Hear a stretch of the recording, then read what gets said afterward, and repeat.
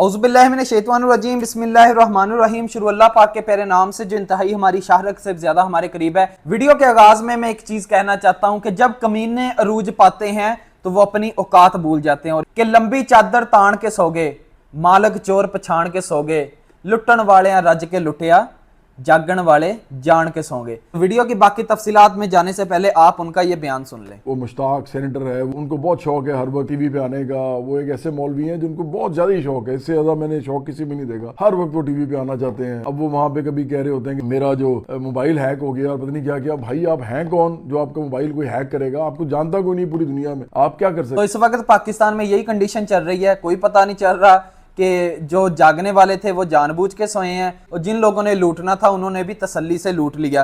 तो अभी इस मामले को देखते हैं कि आगे ये कहां तक बढ़ता है। लेकिन जवाद अहमद साहब, मैं आपसे बिलखसूस यही वो जो बोलते हैं ना वसीम बदामी साहब के, मासूमाना सवाल है कि सर जरूरत ही क्या थी इस बयान को देने के लिए? ना तो आप पाकिस्तानी स्टेट के साथ खड़े हैं, ना आप शहबाज शरीफ साहब के साथ खड़े हैं, ना आप मुसलमानों के साथ खड़े हैं, क्योंकि पाकिस्तान में जो अक्सरियत है 98% 99% वो मुस्लिम्स की है। तो ना तो आप पाकिस्तानी अवाम के साथ खड़े हैं। जाहिर बात है जिनको रिप्रेजेंट करते हुए 25 करोड़ लोगों में से सिर्फ एक मर्द मुजाहिद, एक मुस्लिम सिपा सलार, ये कहना गलत नहीं होगा। जिस बंदे ने ये जुर्रत की है उसको ये क्रेडिट देना चाहिए। इससे पहले भी डॉक्टर आफिया सिद्दीकी के बारे में जितना सेनेटर मुश्ताक अहमद साहब ने जो काम किया, हम उनको खराज तहसीन पेश करते हैं। यकीन माने सलूट है मेरा उनको। मैं उनसे बड़ा मर्द मुजाहिद इस दौर में इस तरह से काम करते हुए ओपनली नहीं देख सकता। हालांकि उनकी फैमिली को तशद्दुद का निशाना बनाया गया, तब उनको यह बोला गया कि अगर इतना ही शौक है तो आप गजा चले जाएं। तो वो भी दीवाने थे, आशिक़े रसूल थे। असल आशिक़े रसूल ये हैं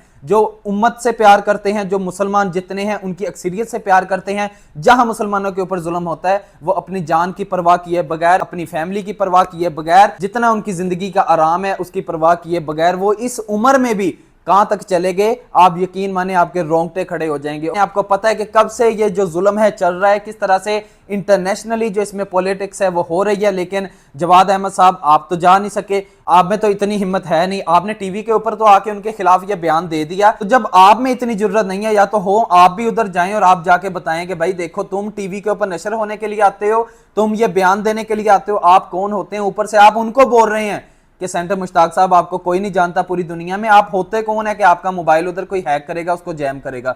मेरे भाई, इसराइल के खिलाफ अगर खड़े होना है ना तो उसमें सिर्फ आप में जुर्रत होनी चाहिए।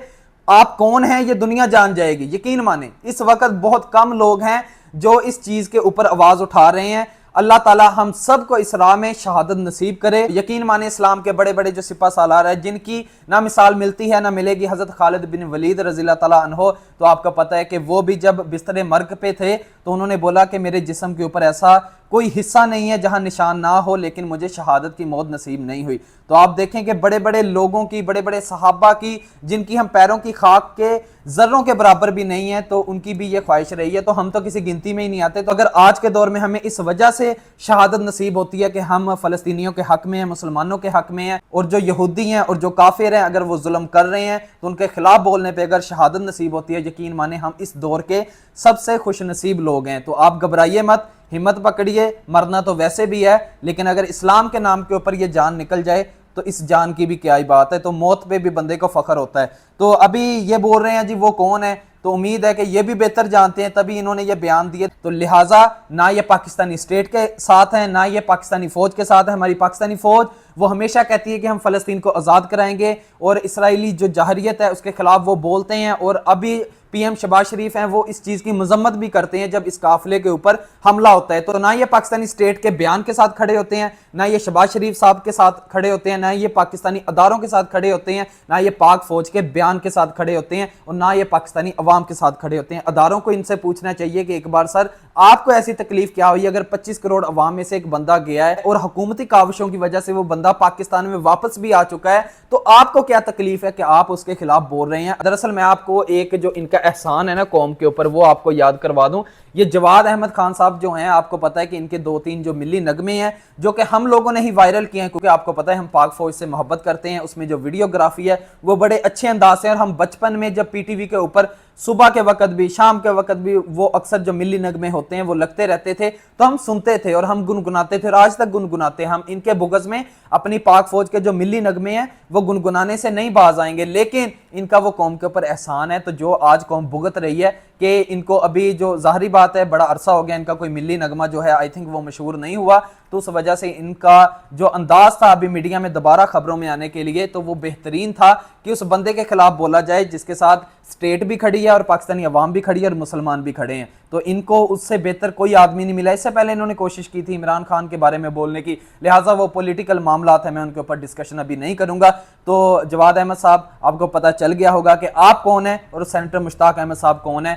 تو اللہ تعالیٰ آپ کو ہدایت دے کہ آپ اپنے بیان کے اوپر بیٹھ کے 2 بار ضرور سوچیں کہ آپ نے آخر میں کیا ہے اور کس بغض میں کیا ہے اور اس کا آپ کو کیا حاصل ہوا ہے, اور کیا جب اللہ تعالیٰ آپ سے سوال کریں گے کہ جو بندہ میری راہ میں, اصل بات تو ادھر ختم ہوتی ہے نا کہ ان کی نیت کو تو انہوں نے جج نہیں نہ کرنا کہ ایک بندہ اگر اسلام کی راہ میں جا رہا ہے اور وہ اپنی کوشش پرفارم کر رہا ہے, وہ ہاتھ پہ ہاتھ رکھ کے نہیں بیٹھا, تو ان کو تو کوئی حق نہیں ہے کہ اس کی نیت کو جج کریں, کیونکہ دلوں کے حال تو اللہ تعالیٰ جانتے ہیں. اور جس طرح آپ کو اسلامی پوائنٹ آف ویو سے بھی اس کی بہت ساری مثالیں مل جائیں گی کہ کس طرح جب ایک صحابی نے ایک کافر کو قتل کیا جس نے مرنے سے پہلے کلمہ پڑھ لیا تھا, تو آپ صلی اللہ علیہ وسلم کا فرمان تھا کہ کیا تم نے اس کا دل چیر کے دیکھ لیا تھا کہ اس نے اوپر سے کلمہ پڑھا تھا موت کے ڈر سے, یا اس نے واقع ہی اللہ کو پکارا تھا آخری ٹائم میں, تو اس کی پکڑ بھی ہو سکتی ہے. تو جس چیز سے اللہ کے نبی ہمیں حضرت محمد صلی اللہ علیہ وآلہ وسلم خاتم الانبیاء جن کے اوپر جو نبوت ہے اس کے دروازے بند کر دیے گئے, جو ہمیں مکمل دین دے کے گئے ہیں, اگر ہم ان کی زندگی سے بھی نہیں سیکھیں گے تو بتائیں سر ہم جائیں تو جائیں کہاں.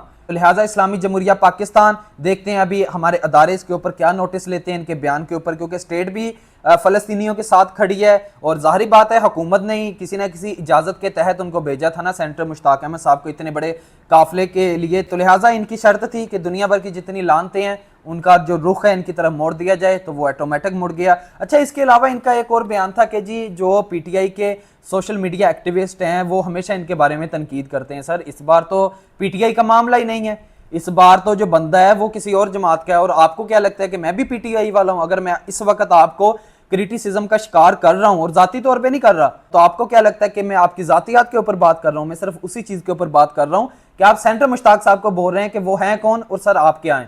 آپ نے ملی نغمے ہمیں دیے ہیں اور ظاہری بات ہے وہ ہم نے پاک فوج کی محبت میں سنے اور سنتے رہیں گے, تو اس کے علاوہ آپ کی پاکستان کے لیے کوئی اتنی خاص کنٹریبیوشن نہیں ہے جتنی سینیٹر مشتاق احمد صاحب کی ہے کہ انہوں نے ڈاکٹر عافیہ صدیقی کے بارے میں جا کے کیس لڑا. ظاہری بات ہے وہ جس قابل ہیں وہ اپنی ایفرٹ پٹ کر رہے ہیں اور اللہ تعالیٰ ہمیشہ جو کوشش کرنے والے ہیں ان کو بھی اس چیز کے اوپر اجر دیتا ہے. تو لہٰذا یہ کہنا کہ جی ہمیشہ پی ٹی آئی والے آپ کے ساتھ جو بغض رکھتے ہیں, تو سر میں تو پی ٹی آئی والا نہیں ہوں نا, میں تو ایک جرنلسٹ ہوں. آپ میری جا کے ویڈیوز دیکھ سکتے ہیں, میں پی ٹی آئی کے اوپر بھی تنقید کرتا ہوں, میں پاکستان کی جو باقی پولیٹیکل جماعتیں ہیں ان کے اوپر بھی تنقید کرتا ہوں, اور جب وہی حکومت یا گورنمنٹ یا کوئی بھی اچھا کام کرے عوامی پروجیکٹ لے کے آئے, بات وہی ہے عوامی پروجیکٹ ہوگا ہمیں کام ہوتا ہوا نظر آئے گا. جس طرح بھی ستھرا پنجاب ہے, الیکٹرک بسیں آ رہی ہیں, ان چیزوں کے اوپر پاسپورٹ کے بارے میں جو باتیں ہیں ان سب چیزوں کے اوپر میری ویڈیوز موجود ہیں, تو آپ جا کے دیکھ لیں. سر ابھی آپ کیا میرے اوپر بھی یہ بلیم لگائیں گے کہ میں پی ٹی آئی کا بندہ ہوں یا مجھے فنڈنگ ہوتی ہے یا میرے کوئی خاص جو تعلقات ہیں وہ میں ان کو یوز کر رہا ہوں؟ سر ہمارا کسی پولیٹیکل جماعت سے نہ تعلق ہے, اور اس کے علاوہ نہ ہمارا کسی بھی پولیٹیکل جماعت کے جو M P M N As ہیں نہ ہم ان کے لیے کام کر رہے ہیں, نہ ہم کسی اور جماعت کے لیے کر رہے ہیں, نہ ہم کریں گے. یہ میں آن دی ریکارڈ کہہ رہا ہوں.